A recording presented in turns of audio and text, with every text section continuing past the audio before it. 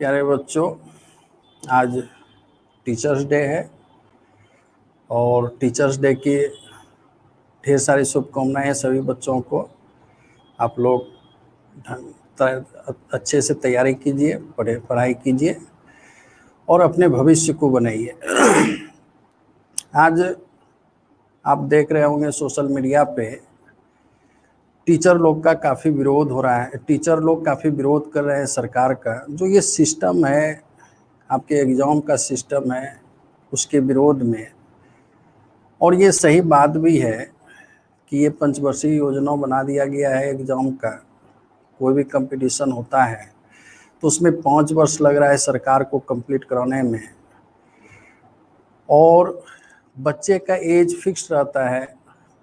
बहुत बच्चे ऐसे होते हैं तैयारी अच्छा करते करते तक में उसका एज एक्सपायर कर जाता है, जो फॉर्म भरने का कंडीशन होता है वो समाप्त हो जाता है। तो इसी के विरोध में, और जहाँ तक आप जान रहे हैं कि 2 करोड़ का जो वादा था मोदी जी का, वो आपका समाप्त होते जा रहा है। 2 करोड़ वो न्यू वैकेंसी नहीं दे करके जो पहले से वैकेंसी दिया हुआ है उसको भी समाप्त करने की कोशिश किया जा रहा है। ऐसा नहीं होना चाहिए, जिसका विरोध सभी शिक्षक कर रहे हैं, छात्र कर रहे हैं। और आप जानते ही होंगे, देखे भी होंगे कि इस युवा के कारण जितना भी वाहवाही मिला था मोदी को, आज उतना ही गाली मिल रहा है उसको। उसका जितना वीडियो लाइक होता है उसका कई गुना डिसलाइक हो रहा है। अब इस चीज़ के लिए उसके पार्टी ने उसको ब्लॉक करवा दिया है कि ना तो आप उसमें लाइक कर सकते हैं, ना डिसलाइक कर सकते हैं, ना कमेंट डाल सकते हैं। तो ये उसको पता चल चुका है कि ये जो वो कर रहे हैं, बेरोजगारी पे कुछ टिप्पणी नहीं दे रहे हैं। यहाँ तक कोई भी न्यूज़ चैनल आपका जो है सही चीज़ नहीं दिखा रहा है, जिसके वजह से कभी भी बेरोजगारी मुद्दे पर जो है कोई न्यूज़ चैनल कुछ नहीं दिखा रहा है। क्योंकि आप भी ये बात समझते हैं, हम लोग भी जान रहे हैं कि सारा मीडिया बिका हुआ है, आपके पक्ष को लेकर के कोई बोलने वाला नहीं है। लेकिन इसके बावजूद भी आप पेशेंस रखें, सब चीज़ का समाधान होगा और बुरे स्थिति से फिर अच्छे ही स्थिति में आते हैं सभी लोग। तो आप लोग को नर्वस नहीं होना है, पेशेंस बना के रखना है। आप देखते होंगे जब ग्राउंड पे दौड़ते हैं तो जब फिनिशिंग राउंड होता है तो आप उसको लगता है कि हर एक स्टेप में ये लगता है कि हम ग्राउंड छोड़ के बाहर निकल रहे हैं। उसी तरीके से ये आप लोगों का फिनिशिंग राउंड की तरफ है। आपको हमेशा मन टूटता होगा कि अब छोड़ दें तैयारी, अब ये छोड़ दें, वो छोड़ दें, ऐसे करें वैसे करें, बिजनेस करें, खेती करें, गार्जियन के को सपोर्ट करें। ऐसा कुछ नहीं करना है। ये 20-25 वर्ष का मेहनत है आप लोगों का। आपको धैर्य रखना है, सब चीज़ ठीक हो जाएगा समय पर। वैकेंसी भी रहेगा, आप फॉर्म भी भर सकेंगे, आप सिलेक्शन भी लेंगे, आपकी नौकरी भी होगी और घर में आपका खुशहाली भी आएगा। इसलिए करके हम तो सिर्फ इतना ही कहेंगे कि जिस आज जैसे कोरोना हुआ, पूरा विश्व जो है आज परेशान है, लेकिन कुछ दिन के बाद धीरे धीरे सारा चीज़ ठीक हो जाएगा। कुछ समय लगता है, वही परिस्थिति आप लोगों के साथ है। आप लोग के मनोनुकूल नहीं हो रहा है। आप लोग इतना समझिए कि आज से बहुत पहले 10-15 साल पहले BSRB बोर्ड होता था, बैंकिंग सर्विस रिक्रूटमेंट बोर्ड, जिस ऑफलाइन फॉर्म निकलता था, ऑफलाइन एग्जाम होता था। एकदम फॉर्म निकालने के ही समय उसका कैलेंडर होता था कि इस डेट से इस डेट तक फॉर्म फिलअप होगा, इस डेट को एग्ज़ाम होगा, इस डेट को रिजल्ट निकलेगा, इस डेट को जो है इंटरव्यू होगा और ज्वाइनिंग होगा। और सभी टाइम पे ही सब कुछ होता था और 1 साल के अंदर में सारा प्रक्रिया पूरा करके बच्चे को जॉब मिलता था। और सारे बोर्ड से ऐसा होता था और सभी इस रूल को फॉलो करते थे। और वो एक उसी तरह से एसएससी का भी होता था और वो उसका भी कैलेंडर निकलता था, जो कि उस समय 1 महीना पहले ऑफिस से एडमिट कार्ड छोड़ा जाता था, बच्चे के घर पे आता था एडमिट कार्ड, एग्जाम देता था, पत्राचार के माध्यम से उस समय सारा चीज अप टू डेट था और टाइम पे सब कुछ होता था, फेयर एग्जाम भी होता था, कहीं कोई धांधली नहीं। लेकिन आज ये डिजिटल आकर के इस सिस्टम में भी जो है सरकार इस चीज को फॉलो नहीं कर पा रही है।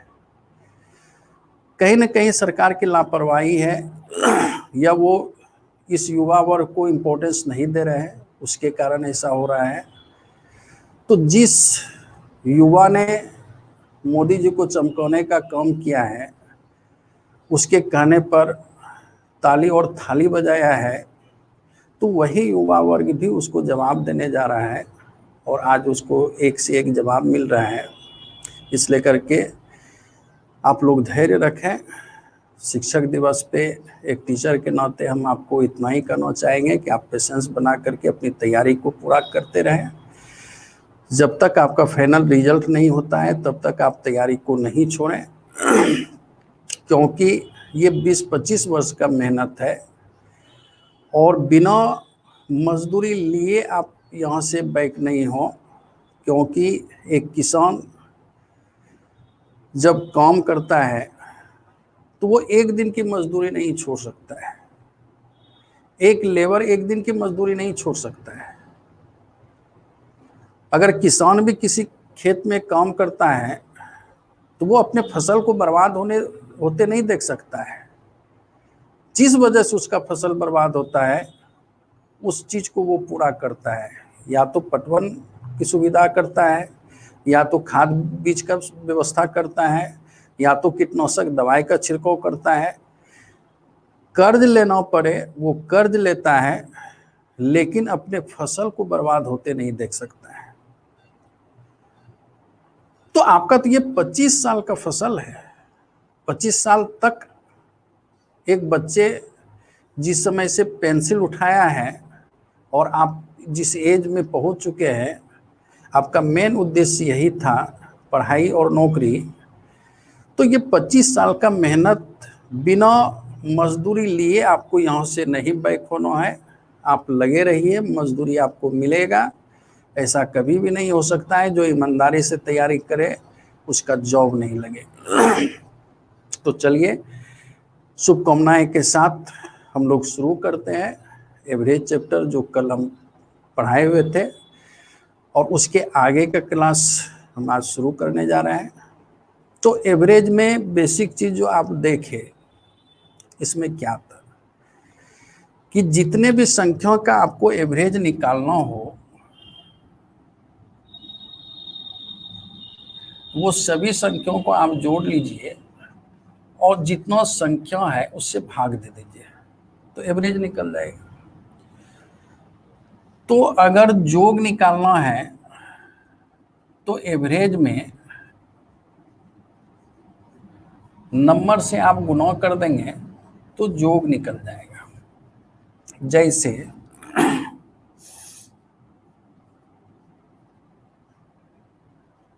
ये है, इसका एवरेज निकालने के लिए सभी संख्याओं को आप जोड़ेंगे तो 6, 8, 14, 10, 24 और 12, 36, 14, 50 हो गया जो, और 5 संख्या है, 5 से भाग दिए तो ये एवरेज हो गया 10।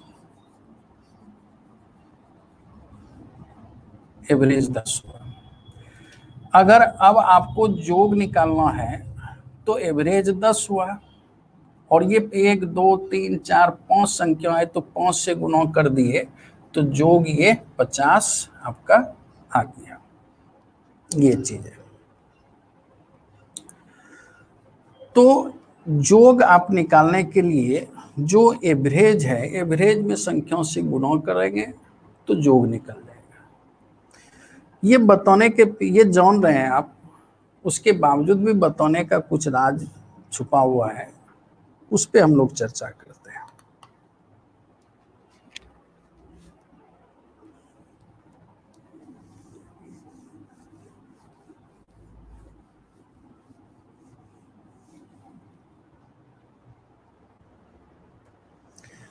जैसे आपसे कहा जाएगा कि 1 से लेकर के 10 तक के सभी प्राकृत संख्याओं का योग क्या होगा, तो सभी प्राकृत संख्याओं का योग निकालना है।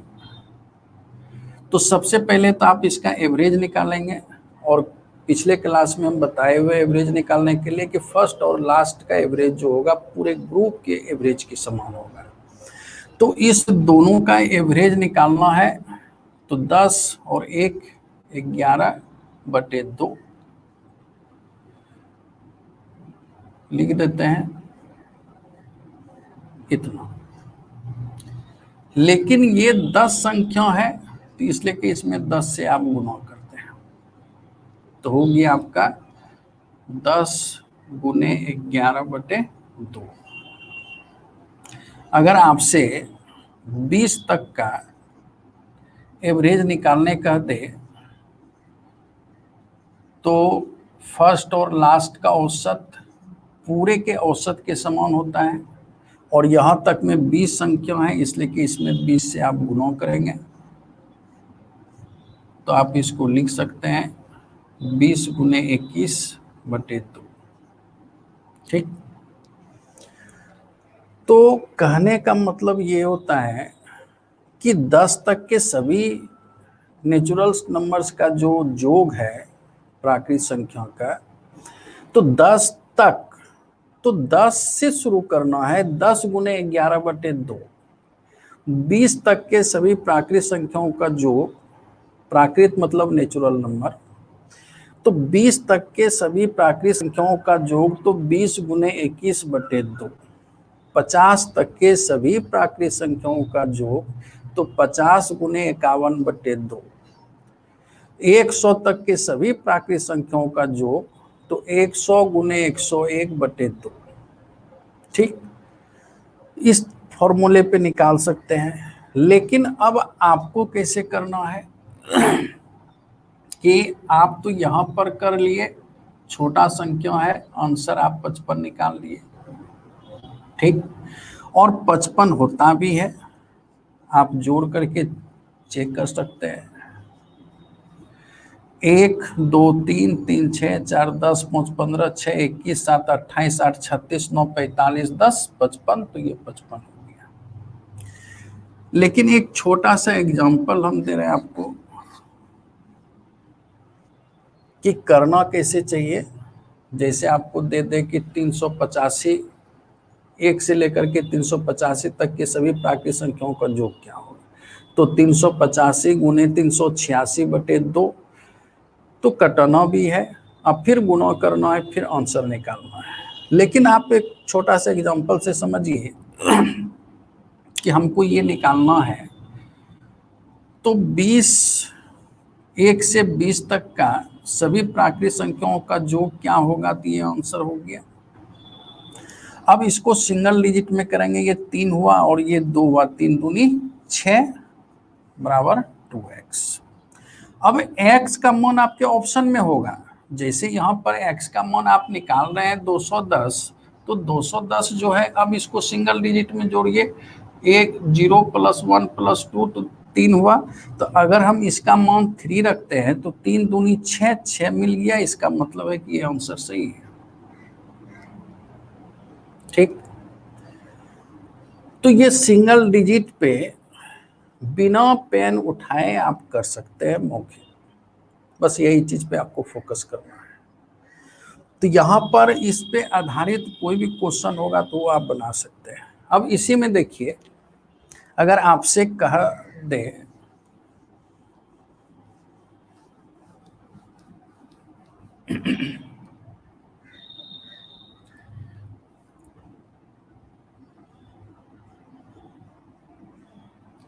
पचास तक के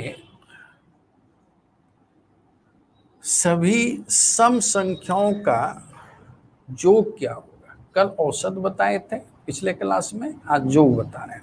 ये सभी को जोड़ेंगे तो कितना होगा, तो इसका एवरेज पहले निकालिए आप।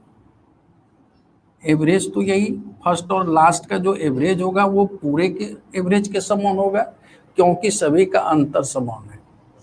तो ये अब जितना संख्या है उससे गुणा करेंगे, तो 50 तक में 25 सम संख्या और 25 विषम संख्या, तो इसका मतलब 25 संख्या है तो 25 यहाँ दिए, तो ये हो गया 26 गुने 25, और यहाँ पर 6 2 8 और ये 5 2 7, 8 7 56, 56 का 6 5 11 का 2। इसका मतलब है कि इसका जो आंसर होगा उसका सिंगल डिजिट 2 होना चाहिए और लास्ट डिजिट 6 5 30 के 0 होना चाहिए, तो वही आंसर होगा। 25 छके 150, 15 बचा, अब 25 दोनों 50 और 15 650, तो 6 5 11, 11 का 1 1 2, इसका मतलब है ये आंसर सही है। इसी पे आधारित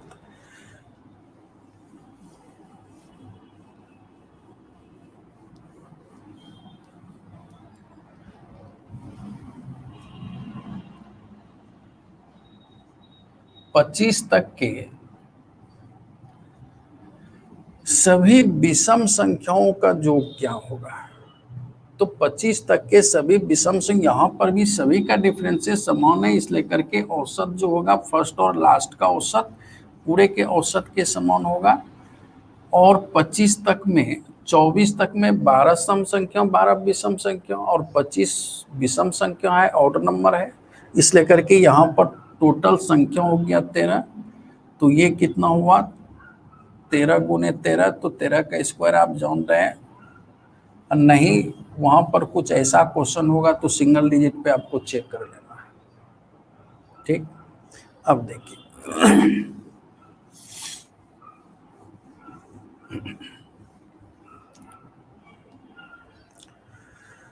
अगर आपसे पूछ दिया जाए कि 100 से 200 तक में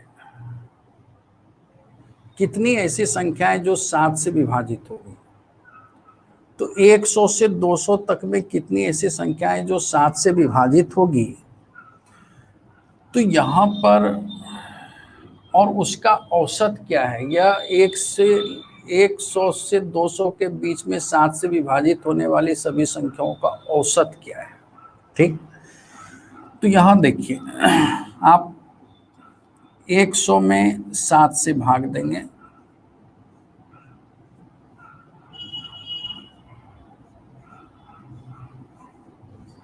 दो हुआ, इसका मतलब है कि एक अगर रहेगा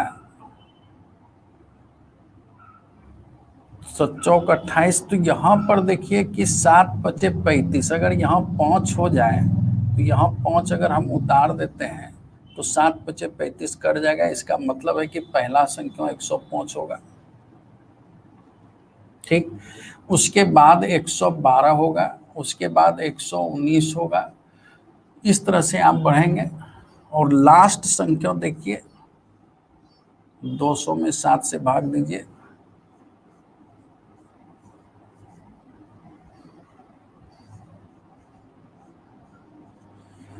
ये 4 बच गया, तो 4 माइनस कर दीजिए 196, ठीक। तो ये सभी संख्याओं का जो है डिफरेंसेस समान है, तो डिफरेंसेस समान है, तो यहाँ पर औसत निकालने के लिए ये दोनों को जोड़ करके आप 2 से भाग देंगे तो इसका औसत निकल जाएगा। और इस तरीके से 100 से 200 तक 7 से कटने वाले सभी संख्याओं का औसत क्या होगा, इस तरह से आप निकाल सकते हैं। लेकिन अगर आपसे ये पूछ दे कि इसका योग क्या होगा, तो ये आपको निकालने के लिए आना चाहिए कि 1 से लेके 200 तक में 7 से विभाजित होने वाली कुल संख्या कितनी होगी। तो ऐसा नंबर सिस्टम में बहुत क्वेश्चन आप बनाए होंगे, जितना संख्या होता है उससे यहाँ गुणा कर देंगे। अगर हम वो चीज़ पे अभी जाएंगे तो फिर ये एवरेज आपका कंप्लीट छूट जाएगा उस चीज़ को समझाने के लिए। वो आपका नंबर सिस्टम का क्वेश्चन है। तो जितना भी संख्या होता है उससे आपको यहाँ गुणा कर देना है और कुछ नहीं करना है, सिंगल डिजिट पे आंसर निकालना है। आप ऐसा सब क्वेश्चन विदाउट पेन आप सॉल्व कर सकते हैं। अब आपको एवरेज से जुड़ा हुआ चीज का बेसिक और बता रहे हैं।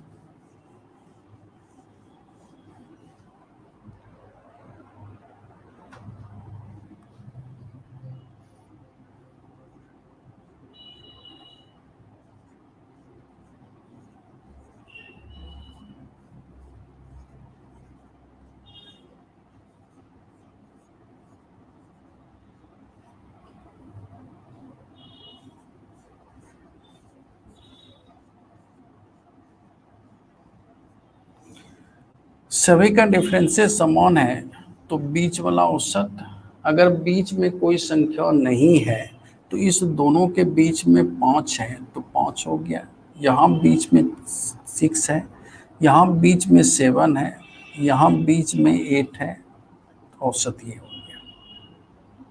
इसका मतलब प्रथम 3 सम संख्या इवन नंबर, प्रथम 3 सम संख्याओं का औसत 3 जोड़ 1 4, प्रथम 4 सम संख्याओं का औसत 4 जोड़ 1 5, प्रथम 5 सम संख्याओं का औसत 5 जोड़ 1 6, प्रथम 6 सम संख्याओं का औसत 6 जोड़ 1 7, प्रथम 7 सम संख्याओं का औसत 7 जोड़ 1 8।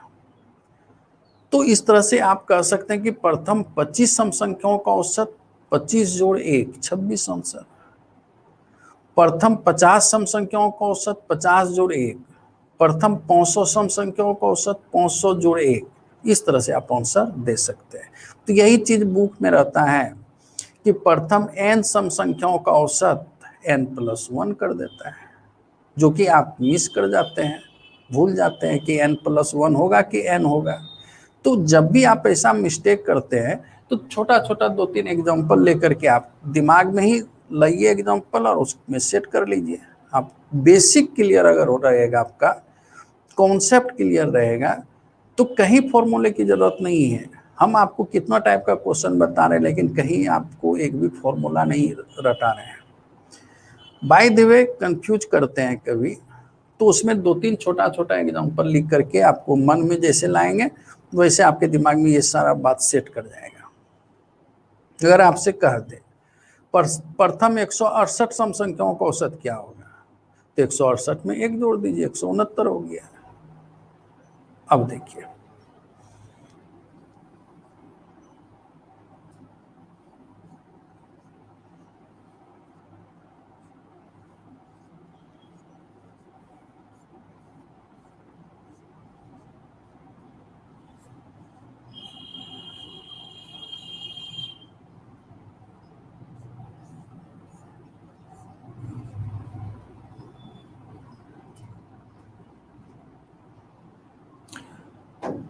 इसका औसत, चूंकि डिफरेंसेस समान है तो औसत बीच वाला है। तो यहाँ बीच में कोई संख्या नहीं है तो 3 और 5 के बीच में 4 होता है तो आंसर 4।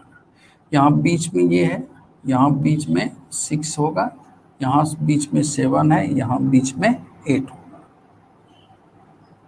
तो प्रथम 3 विषम संख्याओं का औसत 3, प्रथम 4 विषम संख्याओं का औसत 4, प्रथम 5 विषम संख्याओं का औसत 5, प्रथम 6 विषम संख्याओं का औसत 6, प्रथम 7 विषम संख्याओं का औसत 7, प्रथम 8 विषम संख्याओं का औसत 8, प्रथम 75 विषम संख्याओं का औसत 75, प्रथम 100 विषम संख्याओं का औसत 101।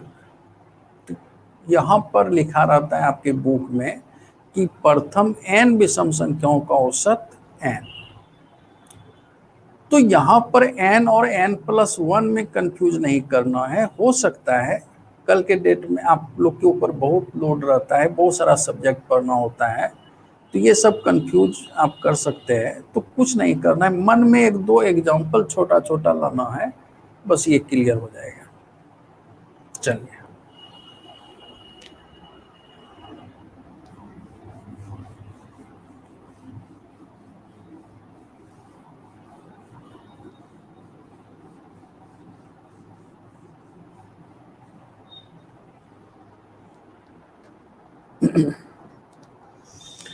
अब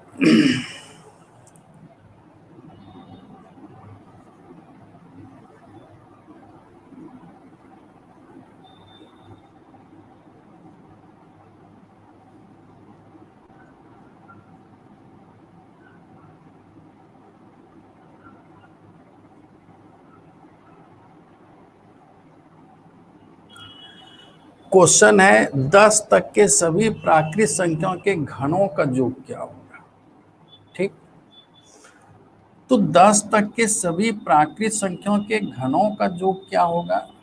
आप 10 तक के सभी प्राकृत संख्याओं का योग निकाल चुके हैं फर्स्ट, और इसका एवरेज आप निकाल चुके हैं। तो एवरेज हो गया 10 और जोड़ 1 11/2 और गुने 10। अभी जस्ट हम आपको ये बताए हुए हैं कि 20 तक प्राकृत संख्याओं का योग 20 गुने 21/2, 50 तक के प्राकृत संख्याओं का योग 50 गुने 51/2। तो 10 तक के प्राकृत संख्या का योग 10 गुने 11/2, इतना तो आप जान रहे हैं। तो यहाँ कुछ नहीं है तो पावर 1 है, यहाँ कुछ नहीं है तो पावर 1 है, लेकिन पावर आपको 3 करना है। तो 3 करना है तो 2 पावर आप और बढ़ा रहे हैं, तो 2 पावर और बढ़ा रहे हैं, तो इस पे पावर 2 कर दीजिए, आपका आंसर हो गया। अब ये अगर आपको करना है तो सिर्फ इसका योग निकाल करके उसका स्क्वायर कर दीजिए, आंसर आ जाएगा। तो ये 55 का स्क्वायर आप जान रहे हैं निकालने के लिए, 6×5 = 30, 25, ये आंसर। अगर आपको कह दे 5 तक के सभी प्राकृत संख्याओं का योग, तो इसका औसत 5 गुने 6/2 और उसके बाद इसका स्क्वायर करेंगे तो 15 का स्क्वायर 225। तो देखिए ये 1 हुआ, ये 8 हुआ, ये 27 हुआ, ये 64 हुआ और ये 125 हुआ। 1 और 8 9 और 27 36, 36 और 64 100 और 125, तो ये हो गया 225। तो आपका आंसर मिल गया। उसी तरीके से अगर आपको कह दे कि 1 से लेकर के 20 तक के सभी प्राकृत संख्याओं के घनों का योग क्या होगा, क्यूब्स का योग निकालना है, तो आपको करना क्या है, इसका योग 20 गुने 21/2 और उसके बाद इसका स्क्वायर कर देंगे तो 210 का स्क्वायर, तो 21 का स्क्वायर आपको पता है 443, 00 कर दीजिए, ये आंसर आ जाएगा। ये तो 0 आ गया और 21 का स्क्वायर याद है, इसलिए कि आप इस तरीके से कर लिए। लेकिन अगर आपको कह दे 65 या 64 या 68 कि 1 से लेके 68 तक, या कुछ भी कह दे ऐसा संख्या जिसमें आपको ये परेशानी हो जाए कटना गुना भाग करना, तो यहाँ पर तो आपको एक टेक्निक हम बता चुके हैं ऑलरेडी। यहाँ सिंगल डिजिट पे आपको करना है। जैसे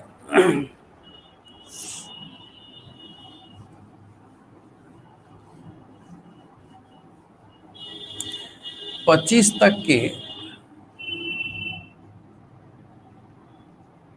सभी प्राकृत संख्याओं के घनों का योग क्या होगा, तो आपको करना क्या है, 25 गुने 26/2 का स्क्वायर। तो अब ये हो गया आपका 13। तो यहाँ पर आपको आंसर निकालना है, तो यहाँ कैसे करना है, 3 1 4 सिंगल डिजिट में, आइए 5 2 7, 7 चौक 28, 28 का 8 2 10, 10 का 1, 1 का स्क्वायर 1। तो इसका मतलब है कि इसका जो आंसर होगा वो सिंगल डिजिट में 1 आ जाएगा।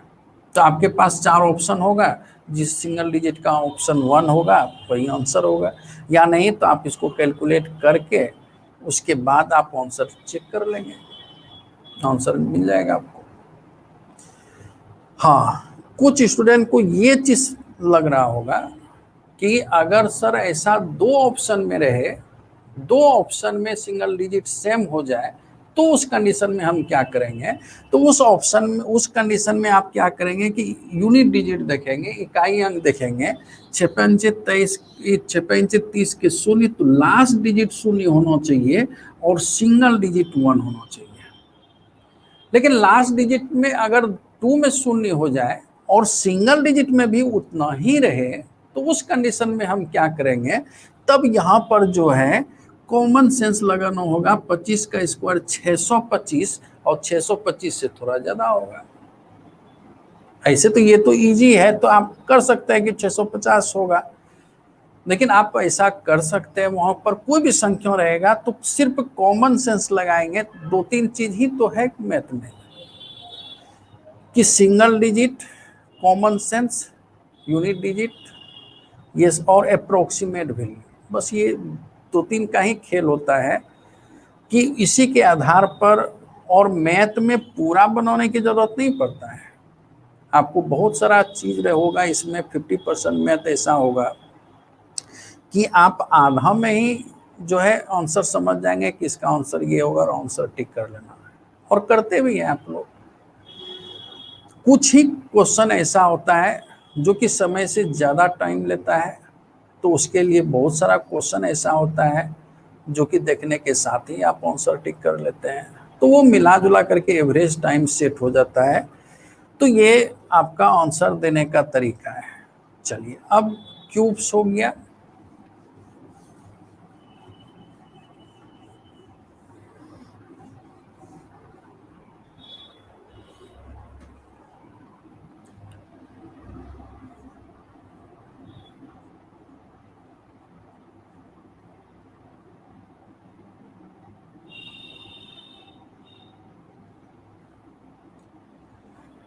बीस तक के सभी सम संख्याओं के वर्गों का योग क्या होगा।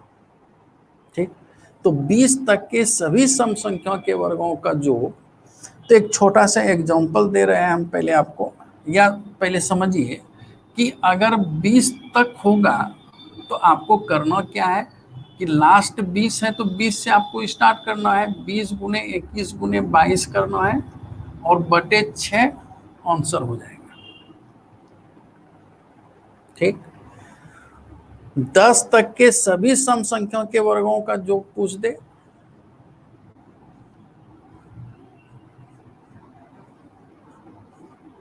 तो 10 तक के सभी सम संख्याओं के वर्गों का योग, तो 10 लास्ट है तो 10 से शुरू करेंगे। 10 गुने 11 गुने 12 बटे 6, तो 220। ठीक, अब देखिए ये 100 हो गया, ये 64 हो गया, ये 36 हुआ, तो ये दोनों को जोड़ेंगे तो 100 ये हो जाएगा, और ये 16 हुआ और ये 4 हुआ, ये दोनों जोड़ेंगे 20 होगा, ये तीनों को जोड़ेंगे तो 220 हो जाएगा। ठीक, अगर आपसे कह दे कि 6 तक के सभी सम संख्याओं के वर्गों का योग, तो 6 लास्ट है तो 6 से शुरू करेंगे। 6 गुने 7 गुने 8 बटे 6, 6 कैंसिल, 8 सते 56। तो यहां पर आप चेक कीजिए, ये 20 और 36 56, इसका मतलब है कि 50 तक के सभी सम संख्याओं के वर्गों का योग है तो 50 गुने 51 गुने 52 बटे 6। 100 तक के सभी सम संख्याओं के वर्गों का योग, तो 100 गुने 101 गुने 102 बटे 6। 80 तक के सभी सम संख्याओं के वर्गों का योग, तो 80 गुने 81 गुने 82 बटे 6। लेकिन जब भी ऐसा क्वेश्चन पूछा जाएगा, आप ऑब्जेक्टिव तैयारी कर रहे हैं, आपके पास अगर 4 ऑप्शन होगा आपको पेन उठाने की जरूरत नहीं पड़ेगा, आप डायरेक्ट आंसर कर सकते हैं। कैसे? देखिए, अगर आपसे 50 तक के सभी सम संख्याओं के वर्गों का योग कह दे,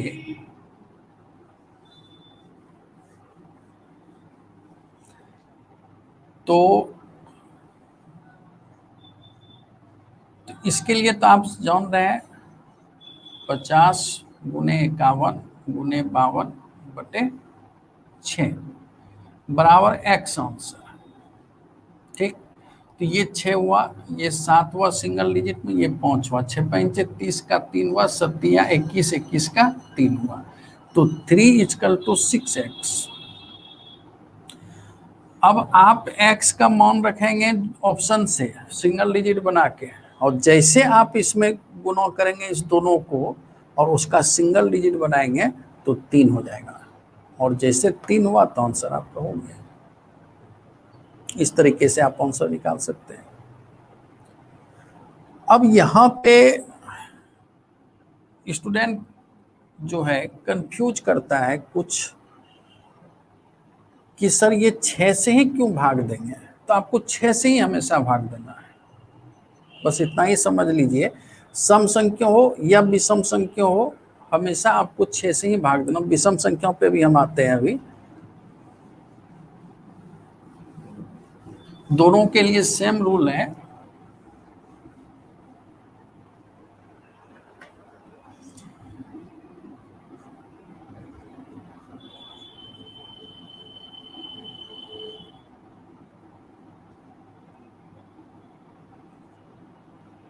पच्चीस तक के सभी विषम संख्याओं के वर्गों का योग क्या होगा, तो 25 तक है, तो 25 तक है तो आप लास्ट 25 है तो 25 से शुरू करेंगे। 25 गुने 26 गुने 27 बटे 6 आंसर आ जाएगा। ठीक, इसमें छोटा एग्जांपल लेकर के पहले आप देख लीजिए चेक करके। ये है तो 5 लास्ट है, तो 5 गुने 6 गुने 7 बटे 6, ये कैंसिल 35, तो ये 25 हुआ, ये 9 और ये 1, ये तीनों को जोड़ेंगे तो 35 हो जाएगा। इसका मतलब है ये प्रोसेस आपका सही है। तो 25 तक के सभी विषम संख्याओं के वर्गों का योग, तो 25 गुने 26 गुने 27 बटे 6।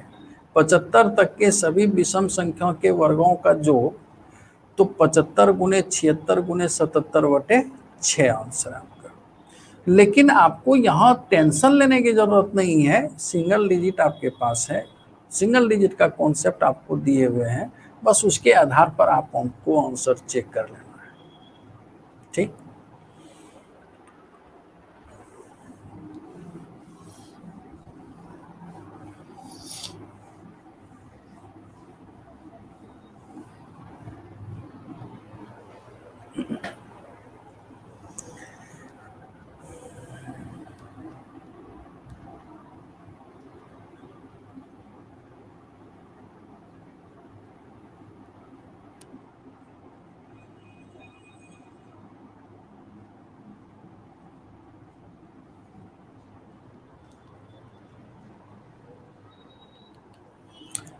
बीस तक के सभी प्राकृत संख्याओं के वर्गों का योग क्या होगा। ठीक, अब यहां पर सम संख्याओं और विषम संख्याओं दोनों मिल चुका है, और ये बन गया नेचुरल्स नंबर। ऑड नंबर पे इवन नंबर पे क्वेश्चन पहले देख चुके हैं, अब ये दोनों को मिक्स कर दिए तो ये नेचुरल नंबर आ गया। इसमें अब देखिए, आप यहां पर समझिए,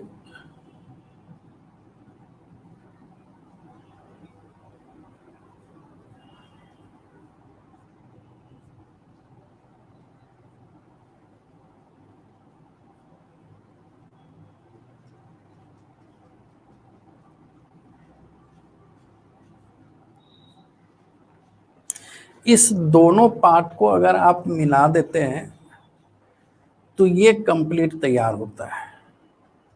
ये पार्ट आप देख चुके हैं, ये भी पार्ट देख चुके हैं, ये दोनों को जोड़ दीजिए आपका आंसर मिल जाएगा। जैसे इसका रूल आप जान रहे हैं, 19 गुने 20 गुने 21/6, और इसका भी रूल आप देख चुके हैं, 20 गुने 21 गुने 22/6। अब इस दोनों में कॉमन ये है, ठीक, तो कॉमन लीजिए आप, 20 गुने 21/6 कॉमन, 19 जोड़ 22, ठीक। तो ये हो गया आपका 20 गुने 21 गुने 41/6, आंसर हो गया। अब इसको सॉल्व कर लेंगे, आंसर आपका हो जाएगा। उसी तरह से अगर आपसे पूछा जाए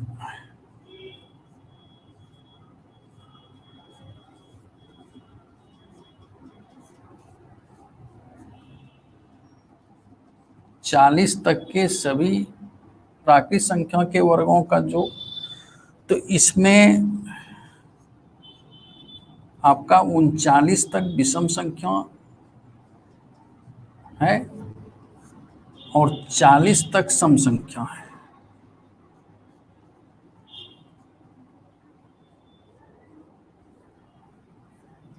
ठीक। अब इस दोनों पार्ट को आप मिला देंगे तो ये कंप्लीट पार्ट तैयार हो जाएगा, और इस पार्ट को निकालने का तरीका आप सीख चुके हैं और इस पार्ट को भी निकालने का तरीका सीख चुके हैं। इस पार्ट को निकालने का तरीका होता है 39 गुने 40 गुने 41/6, और इस पार्ट का तरीका होता है 40 लास्ट है तो 40 गुने 41 गुने 42/6। अब इस दोनों में कॉमन है 40 गुने 41/6 और 39/42 रेस्ट। यहाँ हो गया 40 गुने 41 गुने 42 और 39 जोड़ दीजिए तो 81/6, और ये आपका आंसर होगा। अब इसको सॉल्व कर लेंगे तो आंसर निकल जाएगा। लेकिन अब आपको ये लग रहा है कि सर इस पर अगर आधारित क्वेश्चन रहेगा तो वो डायरेक्ट हम कैसे बनाएंगे, जिसमें कम कैलकुलेशन हो, जिसमें पेन उठाने की कम से कम जरूरत पड़े या पेन नहीं उठाने की जरूरत पड़े। क्योंकि आपको ऐसा लग रहा होगा कि हम आपको उसी पर ज़्यादा बल दे रहे हैं जिसमें पेन उठाने की जरूरत नहीं पड़े, तो यहाँ पर आपको लग रहा होगा कि अगर आपको दे दे कि 1 से लेके 100 तक में कि सभी प्राकृत संख्याओं के वर्गों का योग क्या होगा, तो उस कंडीशन में आप कैसे करेंगे। तो देखिए 1 से लेके 20 तक के सभी प्राकृत संख्याओं के वर्गों का योग 20 तक, तो 20 तक, तो 20 से आपको स्टार्ट करना है, 20 गुने 21 गुने दोनों का योग 41/6 कर देना है। 1 से लेकर के 20 तक के सभी प्राकृत संख्याओं के वर्गों का योग, तो 20 तक है तो 20 गुने 21 और गुने दोनों का योग 41/6। 1 से 40 तक के सभी प्राकृत संख्याओं के वर्गों का योग क्या होगा, तो 1 से 40 तक पूछा जाएगा, तो 40 गुने 41 और गुने दोनों का योग बटे 6, तो 40 तक, तो 40 गुने 41 बटे 40 गुने 41 गुने दोनों का योग 81/6। अगर कहेगा आपको कि 1 से लेके 50 तक के सभी प्राकृत संख्याओं के वर्गों का योग, तो 50 तक, तो 50 गुने 51 और गुने दोनों का योग 101/6। 1 से लेके 100 तक के सभी प्राकृत संख्याओं के वर्गों का योग क्या होगा, तो 1 से लेके 100 तक, तो 100 गुने 101 और गुने दोनों का योग 201/6। तो इस तरीके से आप क्वेश्चन सॉल्व कर सकते हैं, लेकिन यहां तक तो अब आप डायरेक्ट कर सकते हैं, उसके बाद आपको सिंगल डिजिट पे आंसर कर लेना है। कहने का मतलब है कि अगर आपसे पूछ दे कि 1 से लेके 50 तक के सभी प्राकृत संख्याओं के वर्गों का योग, तो 1 से लेके 50 तक, तो 50 गुने 51 गुने 101/6 आंसर हो गया। तो 50 गुने 51, 1 से लेके 50 तक पे क्वेश्चन देगा, तो 50 गुने 51 गुने 101/6 बराबर आंसर x।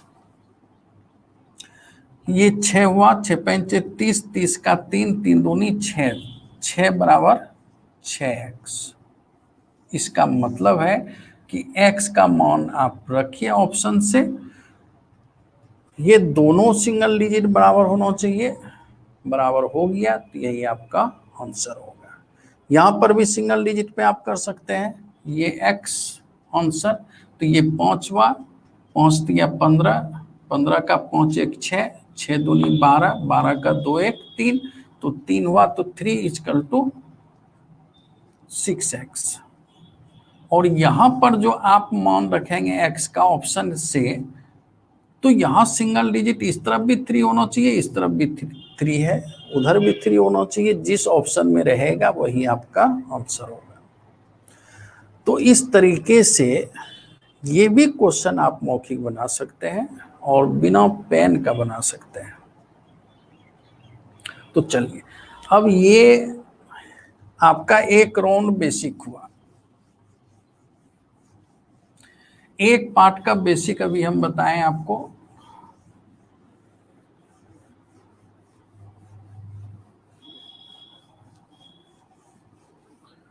दूसरे पार्ट का बेसिक नहीं बताया है, वो बेसिक और भी इजी है। ये बेसिक तो आपको बताया, लेकिन अब जो क्वेश्चन आपके पास आता है उसका जो बेसिक होगा, उसका जो कॉन्सेप्ट होगा, वो और इससे इजी तरीका है। और यहाँ पर डिजिटल बोर्ड तो हमारे पास है नहीं जो कि डायरेक्ट क्वेश्चन आपकी स्क्रीन पे आ जाएगा। परेशानी यही है, कुछ क्वेश्चन है हम बार बार रिपीट करते हैं, आप लोग लिख लेंगे तो ठीक रहेगा, लेकिन ध्यान से सुनेंगे तो वो आपके रफ में हम लिख देंगे हिंट्स में, लेकिन आप सुनेंगे तो भी आपका काम चल जाएगा। अगर आपके पास पेन वगैरह हो तो आप लिख सकते हैं।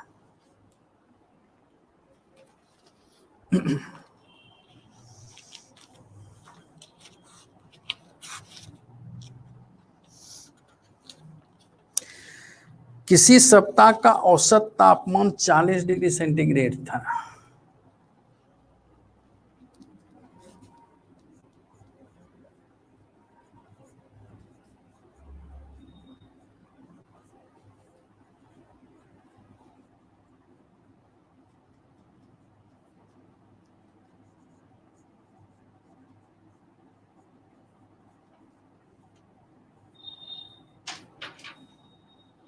यदि सप्ताह के प्रथम 4 दिनों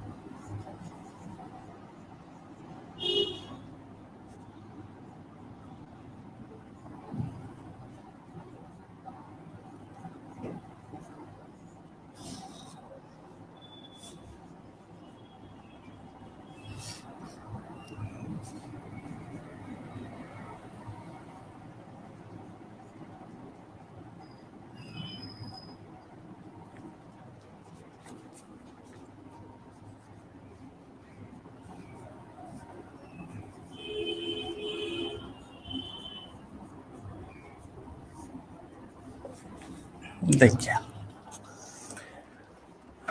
आप लोग बोर नहीं होंगे क्योंकि टेक्निक पे जाना है आपको। मेन टेक्निक हम बताना चाह रहे हैं कि क्वेश्चन में ये करा है कि किसी सप्ताह का औसत तापमान 40 डिग्री सेंटीग्रेड यानी मंडे टू फ्राइडे, ये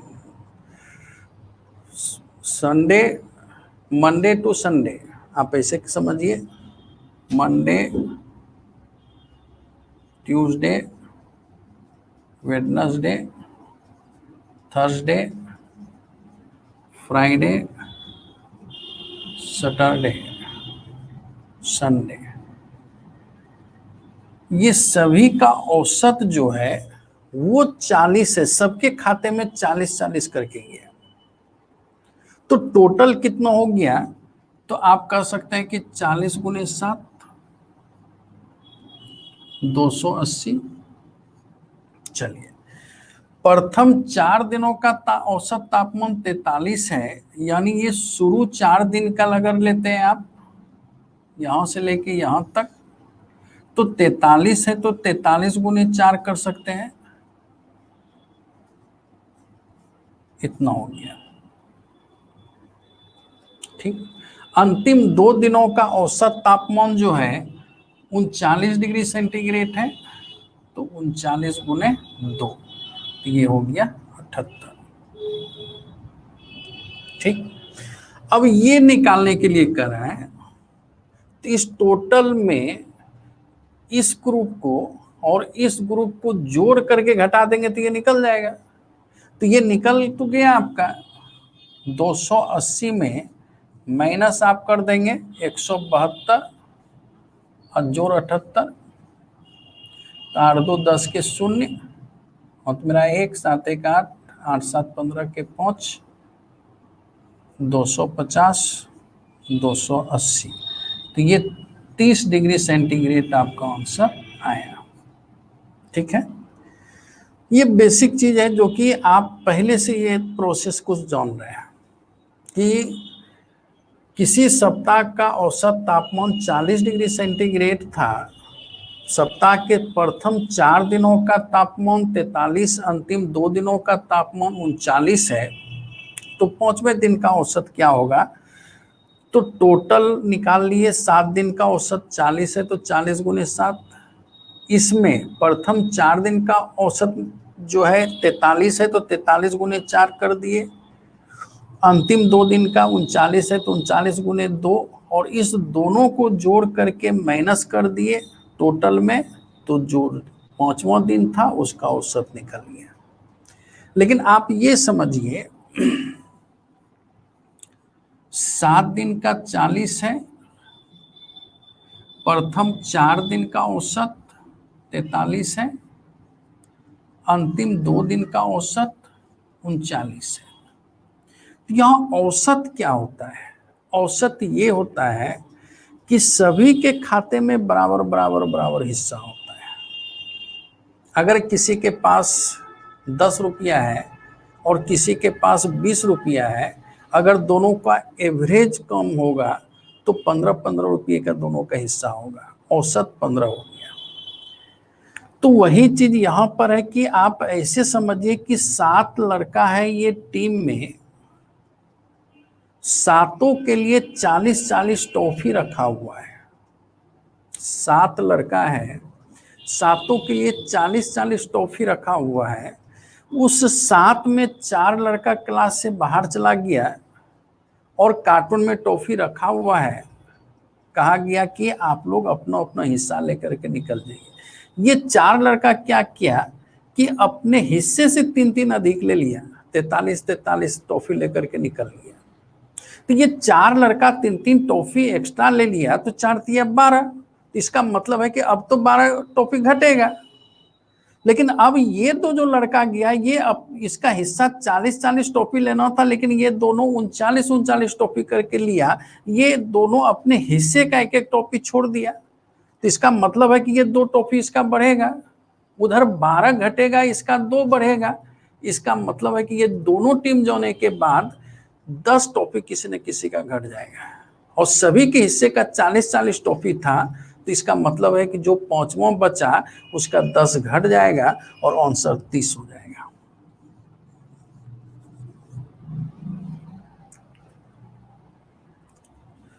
समझ पा रहे होंगे आप लोग जो हम बात समझाना चाह रहे हैं। अब सिर्फ भाषा पे ही खेल होगा, आगे जो क्वेश्चन आएगा, अब जो नेक्स्ट राउंड का क्वेश्चन आएगा, लैंग्वेज का क्वेश्चन आएगा, तो वहां पर सिर्फ भाषा पे ही आपका आंसर निकलेगा। 7 लड़के हैं जिसका 40 एवरेज है, तो आप ऐसे समझिए कि 7 लड़का है, 40-40 टॉफी, सातों बच्चे का हिस्सा रखा हुआ है 280 टॉफी, जिसमें 4 लड़का 43-43 टॉफी लेके निकल गया, तो अपने हिस्से से 3-3 टॉफी एक्स्ट्रा लेके निकल गया, तो इसका मतलब है कि 4-12 टॉफी घटेगा। और ये अपने हिस्से से एक एक टॉफी कम लिया, 40 लेना था 39 लिया, एक एक टॉफी कम लिया, तो 2 बढ़ेगा, तो 2 बढ़ेगा 12 घटेगा, इसका मतलब है कि इस दोनों को हटने के बाद 10 फिर भी घटेगा। तो जो बच्चा बच गया उसका 10 टॉफी घट गया 40 में, तो इसका मतलब है कि 30 टॉफी। तो डायरेक्ट आप क्वेश्चन का आंसर इस तरह से 30 दे सकते हैं। आगे क्वेश्चन देखिए, मेन है, आगे जो बेसिक है आपका, उसका बहुत जबरदस्त कॉन्सेप्ट है जो कि भाषा पे आधारित कॉन्सेप्ट है। यहां पर आपको समझना है, 2 क्वेश्चन अगर हम आप सीख लें अभी, तो बेहतरीन कॉन्सेप्ट आपका जो है दिमाग में सेट कर जाएगा। एक एग्जांपल फिर लिखते हैं।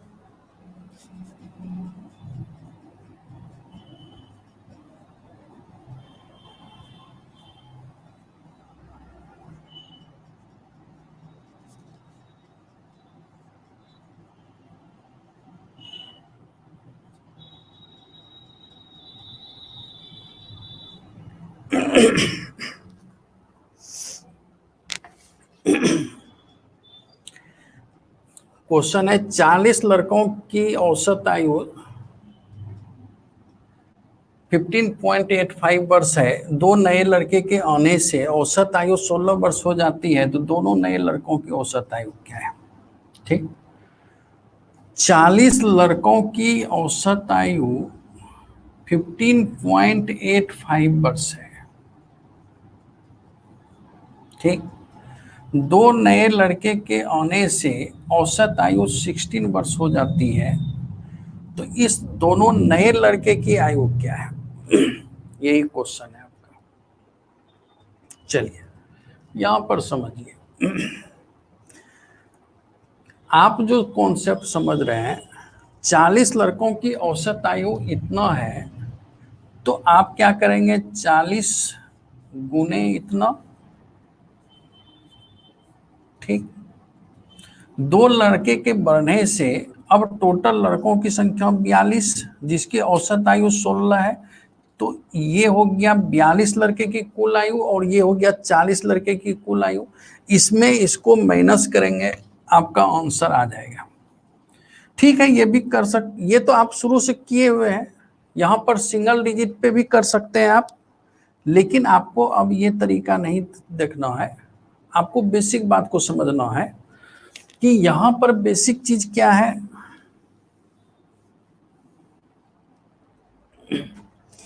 कि 40 लड़कों की औसत आयु इतना है, 2 नए लड़के से को आने से औसत 16 वर्ष हो जाती है। ठीक, अब यहां पर समझिए कि यहां पर बेसिक बात यह है कि औसत में क्या होता है कि पूरे क्लास का एवरेज समान होता है। अगर कोई आया तो एवरेज बढ़ेगा और कोई गया तो एवरेज बढ़ेगा या घटेगा। तो एवरेज बढ़ने या घटने का 2-3 कारण होता है। पूरे ग्रुप का एवरेज अगर पहले से बढ़ गया या घट गया तो उसका 2-3 कारण होता है। कारण ये होता है कि अगर कोई टीम कुछ स्टूडेंट आ गया तो उसका कुछ एज अलग है, एवरेज अलग है, तो टोटल एवरेज में वृद्धि होगा या कमी होगा। या पहले से जो बैठा हुआ है वो चला गया तो उसके एवरेज में भी कमी वृद्धि होगा। या तीसरा कंडीशन होता है कि कुछ बच्चे को बाहर कर दिए और उसके सीट पर दूसरे बच्चे को बैठा लिए, तो उस कंडीशन में भी एवरेज बढ़ेगा या घटेगा। ये बहुत इंपॉर्टेंट क्वेश्चन है और इसको डायरेक्ट आप बना सकते हैं। इसके लिए कुछ भाषा समझना जरूरी है आपको। आप एक समझिए कि एक बड़ा बर्तन है आपके पास, आप देखेंगे कि पानी उसमें डाल दिए, ऊपर से 5 गिलास पानी डालिएगा तो उसका लेयर बढ़ेगा लेकिन सभी जगह समान लेयर रहेगा। या 4 गिलास पानी निकाल लीजिए तो उसका लेयर घटेगा लेकिन सभी जगह समान लेयर रहेगा। वही चीज यहां होता है, स्टूडेंट गया या आया लेकिन एवरेज सभी के खाते में बराबर बराबर अमाउंट हो जाता है। ये ऑटोमेटिक सिस्टम चलता है। यहाँ पर जो भी बच्चे आए या गए तो सभी बच्चे का पेमेंट मिला करके उसमें बांट दिया जाता है, बराबर बराबर डिस्ट्रीब्यूट कर दिया जाता है। तो पूरे क्लास में 40 बच्चे हैं, सभी के खाते में 15 रुपया 85 पैसा है। जैसे तो बच्चा प्रवेश किया तो अब सभी के खाते में 16-16 रुपया हो गया। यानी पहले का 40 और वो जो 2 आया सभी के खाते में 16-16 रुपया हो गया। तो इसका मतलब है कि 85 पैसा करके 15 पैसा करके सभी का बढ़ोतरी हुआ। तो ये 40 लड़का जो पहले से बैठा हुआ है वो सभी को 15-15 पैसा बेनिफिट हुआ। तो 15 छक्की 40 लड़के को 15-15 पैसा दिए तो 15 चौके 60 यानी 6 रुपया की बढ़ोतरी हुआ। तो ये 6 वर्ष हो गया। लेकिन अब सभी के खाते में 16-16 रुपया है तो 16 दूनों 32, यानी ये 2 लड़का जो आया इस 40 को 6 साल बांट दिया और अपने भी खाते में 32 रखा हुआ है। इसका मतलब है कि ये दोनों 38 एज का था और दोनों का एवरेज पूछा है तो ये 19 हो गया। आपको कुछ करने की जरूरत नहीं है। जब इस पे प्रैक्टिस हो जाएगा तो ऐसा क्वेश्चन आप मौखिक बना सकते हैं। 40 लड़कों की औसत आयु इतना है तो आप इतना गुने 40 करते हैं। 2 लड़के के बढ़ने से औसत आयु 42 वर्ष, इस तो 16 वर्ष, तो 2 लड़के के बढ़ने से टोटल लड़कों की संख्या 42 गुने 16 करते हैं और उसके बाद इसमें उसको माइनस करते हैं तब 38 आता है। लेकिन यहाँ पर ऐसा कुछ करने की जरूरत नहीं है। इस पर प्रैक्टिस होने के बाद आप डायरेक्ट आंसर निकाल सकते हैं। समय का अभाव के कारण और आपका लगभग टाइम पूरा हो चुका है इसलिए करके इस पर आधारित अब जो क्वेश्चन हम बताएंगे तो उसमें कुछ करने की जरूरत नहीं पड़ेगा आगे भी। तो और क्लास मेरा एवरेज का चलेगा नेक्स्ट क्लास, जब हम 10-20 क्वेश्चन बता देंगे आपको। टेक्निकल टाइप का क्वेश्चन जो होता है वो 10 क्वेश्चन अगर पढ़ लेंगे उसके बाद आपका 100% कॉन्सेप्ट क्लियर हो जाएगा। फिर जितना भी क्वेश्चन में प्रॉब्लम रहे, क्वेश्चन को लेंदी प्रोसेस करें, तो जितना टेक्निक आप सीखे रहेंगे, जितना कॉन्सेप्ट हम बता दिए, या सिंगल डिजिट हो या बेसिक हो, आप देखें कि किसी भी बुक को देखिए, उसमें जहाँ तक बताए हैं इसमें कम से कम 25-30 फॉर्मूला आपका होगा। और एक भी फॉर्मूला हम आपको नहीं रटने दिए, और टोटल फॉर्मूला बेस्ड क्वेश्चन आप सॉल्व कर सकते हैं। जहां तक हम बताए हैं लगभग आप बिना पेन का उस क्वेश्चन को सॉल्व कर सकते हैं। आगे जो एसएससी टाइप का, रेलवे टाइप का क्वेश्चन है, वो क्वेश्चन हम लाएंगे, जो कि वहां पर भी आप मौखिक ही क्वेश्चन को सॉल्व कर सकते हैं। और फिर से शिक्षक दिवस की आप सबों को ढेर सारी बधाइयाँ, धन्यवाद। आप लोग अच्छे से पढ़ें, सारा चीज़ बता ही दिए हैं कि समय परिस्थिति जो भी आता है कुछ समय के बाद वो नॉर्मल हो जाता है। आपको नर्वस नहीं होना है, आपको पेशेंस रखना है, धैर्यपूर्वक तैयारी करना है। 2020 सबके लिए बुरा था, 2021 में आप सबों का जॉब लगेगा, इतना हमको पूरा विश्वास है। आप तैयारी में लगे रहे। धन्यवाद।